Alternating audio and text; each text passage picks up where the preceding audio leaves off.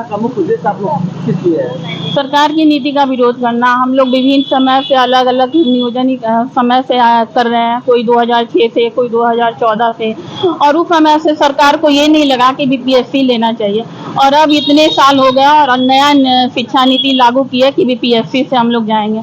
ऐसा क्यों? ऐसा ये सब गलत है, हम लोग के साथ अन्याय है। हम लोग इतने समय से कर रहे हैं और अब हम लोग फिर से बीपीएससी का परीक्षा दें?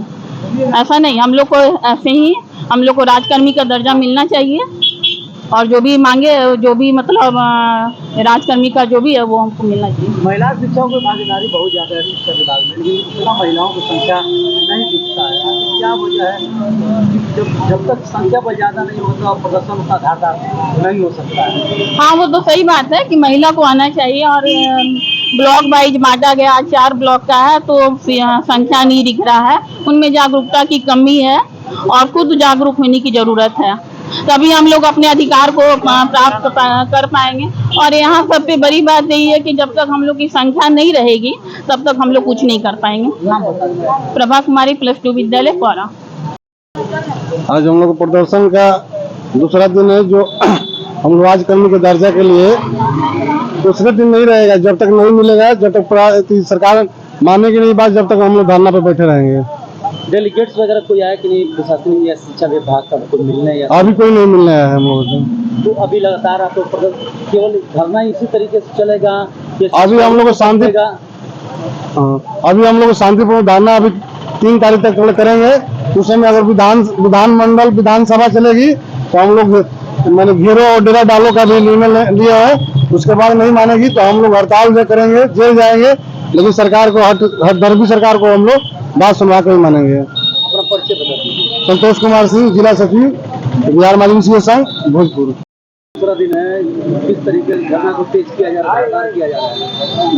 मेरे धरना बिहार माध्यमिक शिक्षक जमाल रोड के आह्वान पे चल रहा है। जब तक सरकार हमारे शीर्ष नेतृत्व को बुलाकर वार्ता नहीं करेगी तब तक हमारा धरना अनवरत चलते रहेगा, जो अभी फिलहाल 3 तारीख तक है, 3 जून तक। उसके बाद जब हम गर्मी छुट्टी के बाद आएंगे तो फिर हमारी रणनीति होगी घेरा डालो डेरा डालो। जब सत्र चलेगा, सत्र के दौरान भी हम विधानसभा का घेराव करेंगे।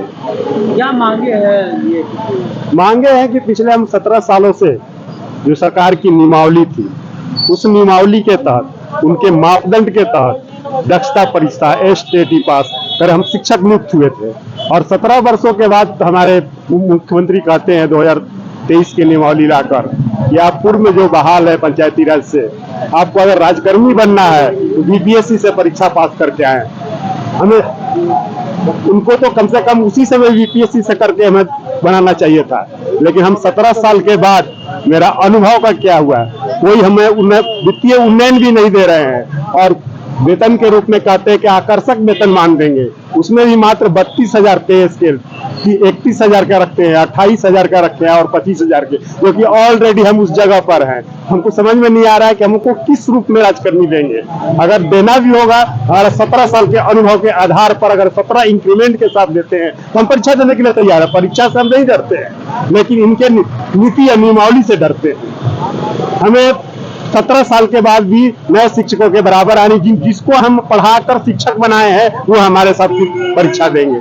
जिनको हम बीएड करवाए हैं, हम अपने निर्देशन में हमारे यहाँ शैक्षणिक कार्य करते हैं, उनके साथ हम फिर परीक्षा में बैठेंगे 17 वर्षों के बाद। ये हमें समझ में नहीं आती है, ये क्या चाहते हैं सरकार। बता दिया। जिला अध्यक्ष बिहार माध्यमिक शिक्षा संघ भोजपुर।